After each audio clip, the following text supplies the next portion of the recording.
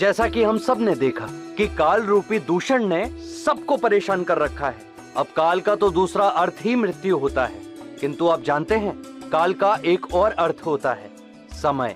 और इस मंदिर क्षेत्र को शास्त्रों में महाकाल वन कहा गया है, और वो इसीलिए कहा जाता है क्योंकि ऐसी मान्यता है कि यहाँ से चांद और सूरज की गति का सटीक पता लगाया जा सकता है।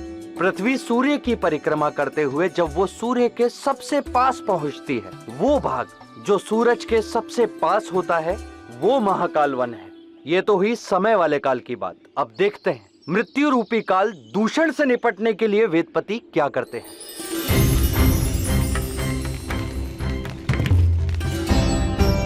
हम शिप्रा नदी के जल से और उज्जैन की पावन माटी से अपनी नगर की रक्षा करेंगे।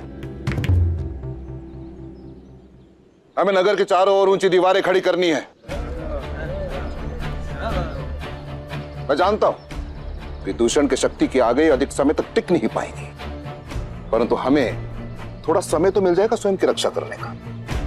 कदाचित ऐसे भी हो सकता है कि हमारी सेना युद्ध से वापस भी आ जाए। तो बताइए कि आप सब मेरे साथ हैं?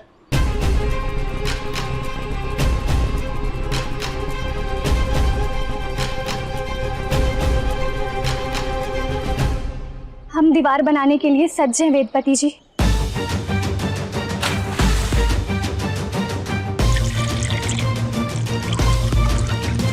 अपने स्वयं की रक्षा के लिए, अपनी नगर की रक्षा के लिए हमें अनेकों प्रयास करने हैं।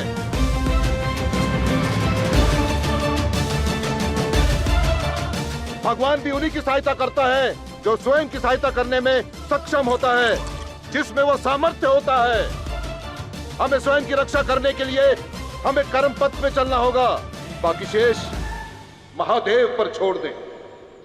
वे अवश्य हमारा उचित कर्म फल देंगे।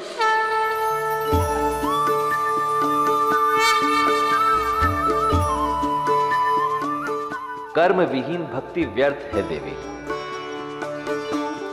जीवन के इस सार को कदाचित केवल वेदपति ने ही समझा है।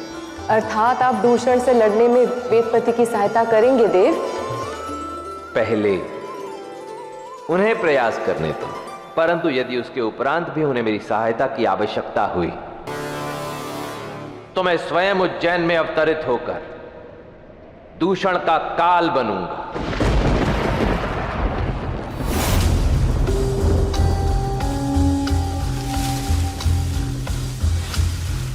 महाज्ञानी ब्राह्मणों, ये भस्म देख रहे हो?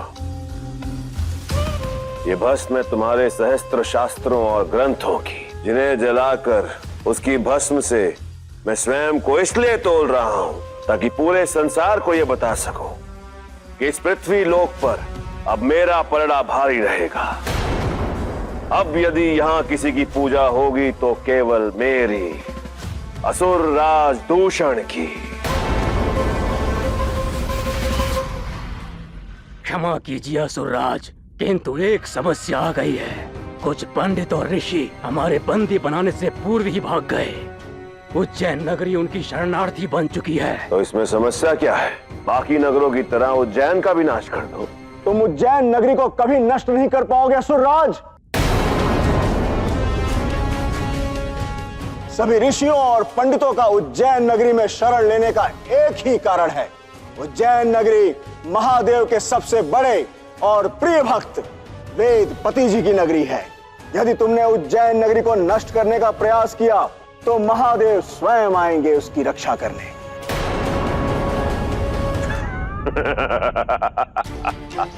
तुम बार बार मुझे महादेव की शक्ति का भय दिखाते हो, तो चलो अब मैं तुम्हें अपनी शक्ति का आभास कराता हूं।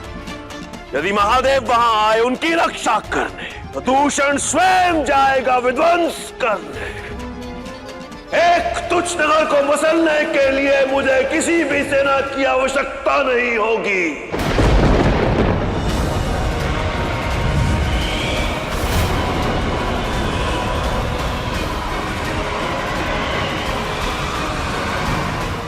अपने पसंदीदा शो के फुल एपिसोड देखने के लिए अभी डाउनलोड करें दंगल प्ले ऐप।